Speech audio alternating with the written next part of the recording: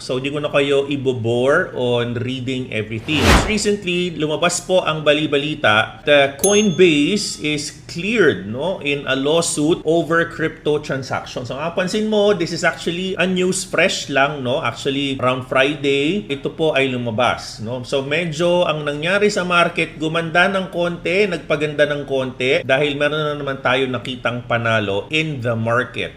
Pero ang tanong dito, is this an outright win? So medyo mahaba po yung dokumento, around 11 pages, So hindi ko na kayo ibobore on reading everything. Kasi ang tanong dito is, nanalo si Coinbase. Ang headline is, Coinbase daw pinanalo ng Court of Appeals dahil, sabi dito, the US Court of Appeals for the Second Circuit has ruled in favor of Coinbase, confirming that the secondary sales of cryptocurrency on its platform do not violate a securities exchange